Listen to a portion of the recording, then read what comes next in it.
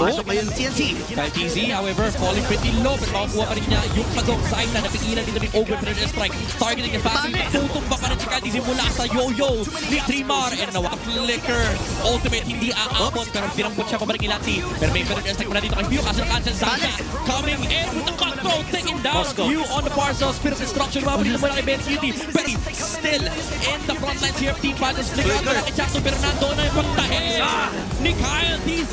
Tira siya. Hindi, perfect. Parang may naalala ko pero ito, susubukan nilang tapisin din yung gilid ni Flap TZ. Actually, likuran, harapan na. May pang-counter set. Si Owen dito, hinila yung tatlo ng TNC. Pero may special mula kay Benny Cutie. At tumubara sa Super Mario sa Zaita. Sipan mula sa Bagyo. Tumitip ka na ang TNC dito. Flap TZ, doon sa unahan, pero mabubuhay pa rin yung Moss. Kyle TZ, sa may bandang gitna ng Lord, naipit siya rito. Sinama ko ng Red Tree. Kyle TZ, pero lumalaban pa TNC. Mula kay Jacknu sa bandang likuran with the flickers. Pero distraction tumama sa bandang likuran si Kyle TZ. Tumatakbo pero tutumba na si Super Marco. Nanlalaban pa ito yung Uranus si Flap TZ. Pinatay yung Bagyo. Pero si Flicker, Curse of grabe. Ibang klase. Zaita. Wala nang buhay si Open dito. Pero naabot pa rin ang mga kable. Bili pa ng Queen's Wings. Marco. Super Marco, however, nasa harap ni Zaita. Kita-kita na nila si Super Marco. Pero si Benny Cutie.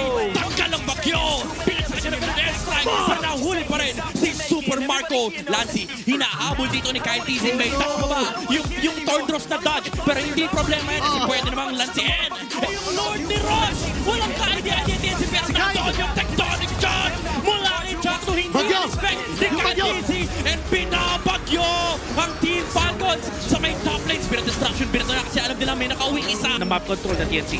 Zaita sa may patanlikuran. Nakita nila Super Marco. View, however, with the Perennial Strike, napakahapde ng mga Zaita. Tectonic charge! Round 3 para kay Jacknu. Ibang pa ng SOD mula kay Benny. And dalawang tumba para sa Team Balance. Di mo sila tapos. Tutumba na ang Bulletproof na si Super Marco. 3 heroes down. Make it 4 as Owen falls down as well for Team Falcons. The unkillable Uranus, siya na lang ang naiwan. Pero walang makunang salma. May minion waves pa ang TNC. And nagmamarcha na sila. Naamoy na nila ang sweep laban sa Team Falcons. Immortality purchase mula dito kay Zaita. Hindi na nila iniintindi sa Flap TZ kasi yung minion wave nakapasok na and pasok.